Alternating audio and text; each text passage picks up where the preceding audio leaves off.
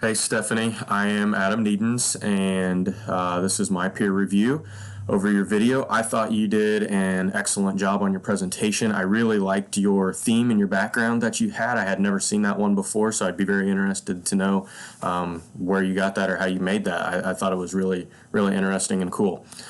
You had a chart in there for the keys for each section for evaluation and assessment, and I thought you did a nice job of not reading that entire thing word for word, but you did an excellent job of breaking that down for us and kind of elaborating on a few parts of that during your presentation.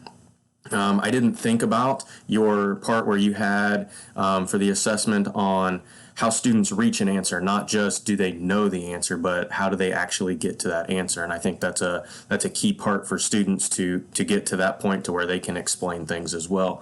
You are right on track with teachers being held accountable, which will lead to student success. Sometimes teachers don't like being evaluated, but that's part of the job. And I feel like if, as building leaders, we're holding them accountable, they're going to hold their students accountable because they want what's best for them, so they're getting the best possible opportunity as well.